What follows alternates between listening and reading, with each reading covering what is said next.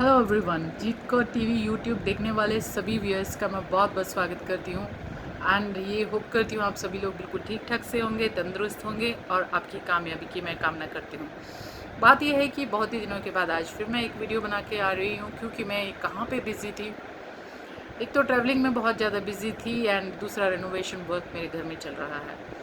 जब हम बात रेनोवेशन की करते हैं तो उसमें बहुत सारा पैसा इन्वॉल्व होता है, और जब हम नया घर बनाते हैं तो एक्साइटमेंट इतनी ज़्यादा होती है डेकोरेशन की कि हम ये सोचते भी नहीं है कि हमें कितना बजट फाइनलाइज करना चाहिए और क्या क्या करना चाहिए और उसकी ड्यूरेबिलिटी क्या होती है, क्योंकि एक्साइटमेंट ही इतनी ज़्यादा होती है तो उसमें बजट हमेशा क्रॉस हो जाता है। तो मैंने भी जब अपना घर इंडिया में बनाया था तो बहुत ज़्यादा डेकोरेशन के लिए एंड वॉल पेडलिंग के लिए मैंने खर्च किया था पैनल्स।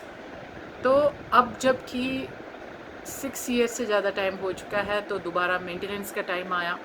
मेंटेनेंस करने के टाइम मुझे ये पता चला कि घर के अंदर जो वुडन वर्क एंड फर्नीचर बना था उसे टर्माइट हो चुका है। टर्माइट की वजह से जो बचा हुआ है एरिया वो उसे भी स्प्रेड हो जाएगा। तो अब बात ये होती है कि मुझे तो वो सारे पैडलिंग वर्क, वुडन वर्क जो डेकोरेशन के लिए मैंने पूरे घर की दीवारों पे लगाए थे, मुझे निकाल के कचरे में फेंकने पड़े। उसे निकालने के लिए भी पैसे देने पड़े, लगाने के अलावा एंड उठा के फेंकने के लिए भी पैसे देने पड़े। तो यहाँ पे सभी लोग गलती क्या करते हैं, मैं आज उसी को हाईलाइट करूँगी, क्योंकि मैंने बहुत गलतियाँ की हैं।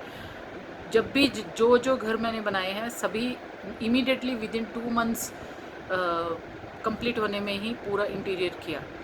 तो सभी में वो प्रॉब्लम हुई, पर अब मुझे ये रियलाइज़ हुआ कि प्रॉब्लम होती क्यों है। तो मैं वो चीज़ आपके साथ शेयर कर रही हूँ ताकि आप उसे ना करें और आपके बहुत ही सारे लाखों रुपए बच जाएंगे।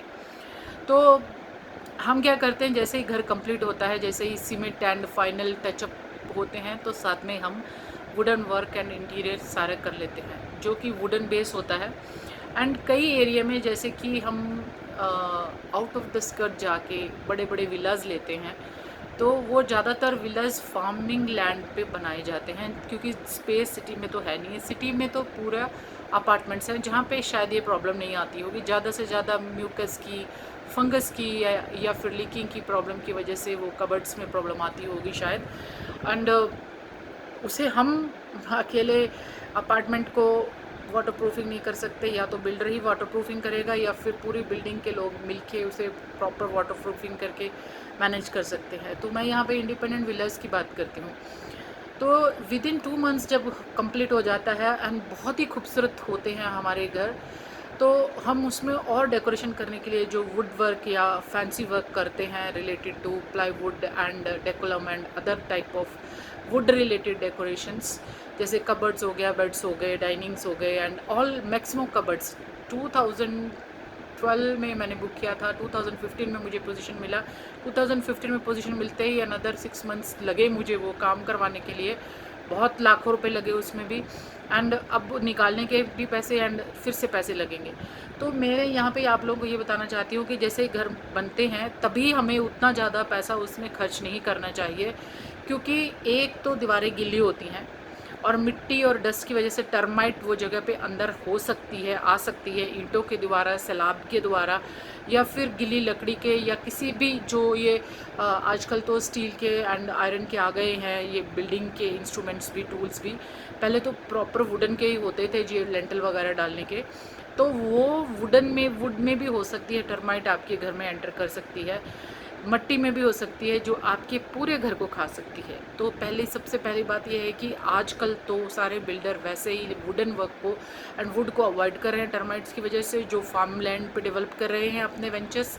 तो हमें भी वो अवॉइड करना चाहिए, उसके जगह पीवीसी, एल्युमिनियम या अदर टाइप के जो भी अभी आए हैं वो कर लेने चाहिए। ज़्यादा से ज़्यादा इंटरनल वॉल्स ग्लास के आजकल चल रहे हैं तो वैसे ही करने चाहिए, या फिर आपका मर्ज़ी है, मैं वो नहीं कहना चाहती। But otherwise wooden work immediately आप मत करें। अगर आप सचमुच वर्क पे जा रहे हैं तो आप एल्युमिनियम का या स्टील का कबर्ड्स बनवाइए, ताकि आपको बार बार चेंज ना करना पड़े। क्योंकि फार्म लैंड पे या ओपन लैंड पे जब विलास बन रहे हैं तो वहाँ पे टर्माइट्स की बहुत प्रॉब्लम हो रही है। मुझे भी हुई है, मेरे कज़न्स को भी हुई, तो बहुत बड़ा नुकसान हुआ है एंड बहुत टाइम कंज्यूमिंग है दोबारा रिनोवेट करके फिर से नई सेटिंग करना बहुत ज़्यादा। और दूसरा क्या होता है, जब हमारा पूरा घर का स्ट्रक्चर वुड का होता है तो हम उसमें स्टील फिक्स नहीं कर सकते, दोबारा से फिर उसे मैच करने के लिए वुड का ही करना पड़ेगा, जो कि दोबारा चांसेस है टर्माइट होने के। तो ये बात इनिशियली हमें अवॉइड करनी चाहिए जब हमारा घर नया नया बनता है। एयर क्रैक्स बहुत ज़्यादा आते हैं विद इन 7 ईयर्स एंड उसके बाद जब क्रैक्स पूरे घर में आ जाते हैं तो दोबारा उसे क्रैक फिलिंग करके वाटर प्रूफिंग करके, तो उसमें क्या है, टेढ़ी मेढ़ी दीवारें एंड जो जो भी होता है सारा सेट हो जाता है 6-7 साल में। उसके बाद जब हम करते हैं तो ये टर्माइट्स का एंड अदर प्रॉब्लम्स नहीं आते। तो ये सारी चीज़ों को ध्यान में रखें, क्योंकि मुझे ये बहुत लेट पता चला। मेरे सभी घरों में टर्माइट्स की प्रॉब्लम आई, फर्नीचर में और इसमें मुझे समझ नहीं आता था, पर अब मुझे समझ गई हूँ कि दीवारें भी टेढ़ी मेढ़ी होती हैं, लकड़ी सूखती है, जो टेक वुड होती है वो भी टेढ़ी मेढ़ी हो जाती हैं, विंडोज़ भी बाद में बंद नहीं होते, डोर भी, ऐसा कुछ इनिशियली स्टार्टिंग स्टेजेस में होता है, बाद में ये सेट हो जाता है। तो जो भी डेकोरेशन करना है वो परमानेंटली कीजिए, वुडन का मत कीजिए अगर आप फार्म लैंड में घर बना रहे हैं तो। अदरवाइज़ अगर अपार्टमेंट है तो वहाँ टर्माइट्स का प्रॉब्लम नहीं होगा। आप वुड का डोर तो मेन डोर लगाते ही हैं सभी लोग, तो अपार्टमेंट्स में नहीं होता, पर म्यूकस का प्रॉब्लम हो सकता है, एसी की लीकिंग की वजह से सलाब आ सकती है। तो ये छोटी छोटी चीज़ें ज़रा ध्यान में रखें ताकि बार बार हमें ये पैसा ना लगाना पड़े, क्योंकि वर्ल्ड वाइड रिसेशन चल रहा है इंडिया को छोड़ के, तो महंगाई भी इतनी बढ़ गई है एंड टाइम भी इतना सबके पास नहीं है एंड बहुत ही ज़्यादा ख़तरनाक होता है जब हम रेनोवेट करते हैं। तो पैसे बचाइए। और जो लोग मुझे सुनते हैं शायद उन्हें पहले ही पता हो, जिन्हें नहीं पता, क्योंकि मुझे तो नहीं पता था, मैं तो फंस गई। अब मुझे पता चल गया तो मैं अपना एक्सपीरियंस शेयर कर रही हूँ। देखते रहिए चिटको टीवी यूट्यूब।